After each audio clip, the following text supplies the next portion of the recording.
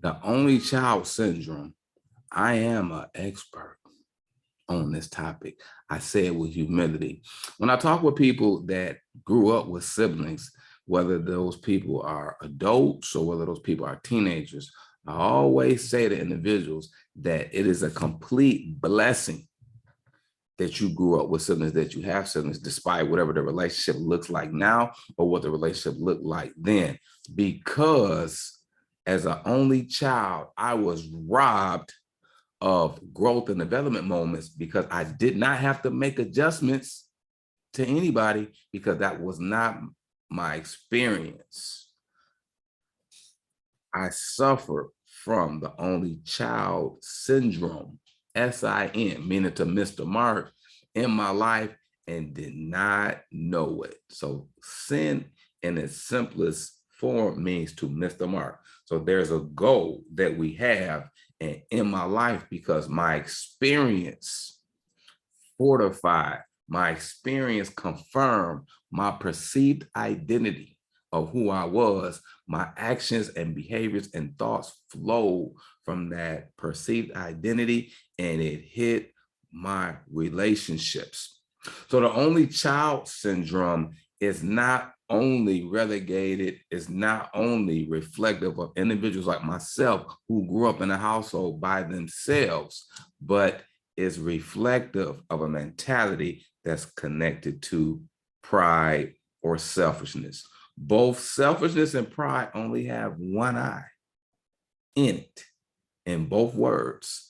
So we really, in reality, speaking about selfishness, but as a former only child, I saw the effects in my relationships, whether it was romantically, whether it was professionally, whether it was with my quote unquote friends, because the world truly revolved around me. And I know people have said that clichedly, the world doesn't revolve around you. But when you are only child, in most cases, the world does revolve around you. You are the center of attraction, especially if you have a parent that has self-esteem issues as well. That individual, male or female, will continue to affirm you, even when you dead wrong. So parents, I want you to really hear and scooch into what I'm getting ready to say. We love our children to life, but they do things wrong. We need to hold their feet to the fire and hold them accountable, because if we don't, that programming, that behavior that's going to respond to our lack of action or our actions and us affirming that they didn't do anything is going to solidify a remnant or a byproduct of a only child syndrome. And that's going to connect to selfishness. It also connects to us being pacified. Pacification, basically saying a person got a pacifier in their mouth.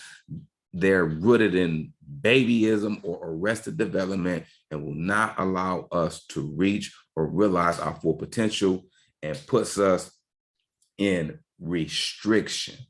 It puts us in restriction. I did not find out in my life that I suffered from the only child syndrome until I was 28 years of age. So throughout my childhood, throughout my teenage adolescent years, throughout my adulthood, my early adulthood and mid-adulthood, I did not find out or discover that I was suffering from this mentality because it was my norm. And what happens is that when you have a norm in your immediate household and you try to take that norm and you try to transport it into other households or individuals that come from other households, and there's a conflict of interest. When you operate in the only child syndrome, it's always them. They're always wrong. Your tolerance level for individuals is low. People get on your nerves quickly. If the play out of the playbook is not being thrown, or the pass or the play is not being called for you, you sulk, you throw temper tantrums, you get frustrated, you sabotage the team, or you even self-sabotage your own growth or development because the operating system and the belief system connected to your experience of being an only child will automatically come to the surface when the right environment of conflict presents itself. How do we come out of this mentality? How does this mentality come out of us? My first thought for you is we have to be willing to be honest. And this is a hard thought that I'm going to share with you. Some of us only have the ability to be honest to a certain extent. When people give us hard truths, or we don't have yes men and yes women, we don't have people around us that's always confirming us and patting us on the back, but they're saying, Cage, you was wrong on that one. We going left. We going right. This is not going to be your way. It's a hard truth, and it's a great pill that we have to chop up and swallow, because that's going to bring us to a place of humility. So the place of honesty will help us come out of that mentality, and that mentality come out of us. But if we're not willing to be honest and we find ourselves deflecting, we find these defense mechanisms coming up. The reason why is because we have a perceived threat, and that perceived threat is going to produce the deflection, the defense mechanism, escapism, me not wanting to take the responsibility for the thought, the action, or behavior that I demonstrated, and it's going to keep me safe. But if it keeps me safe, that experience is not going to be touched, that mentality is going to stay firm, and I'm going to be restricted in every area of my life, whether it be spiritually, whether it be mentally, whether it be physically, socially, or financially. I'm going to be restricted, I'm going to be limited.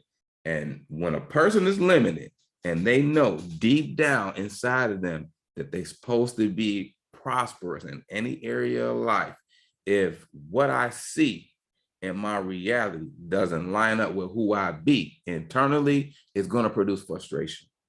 It's going to produce depression. It's going to produce the mental anguish. It's going to be some self-affliction that takes place. And one key reason, I'll leave you this, why people find themselves using stimulants, self-medicating, is because the reality that's inside of them is not being manifest outside of them. And they know it.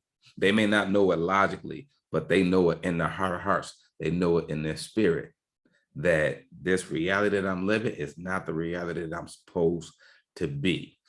So the only child syndrome is not relegated. It's not only for individuals like myself who used to be only children, but it's really a manifestation of pride and selfishness, and can be refuted and can be resolved if we come to a place of honesty.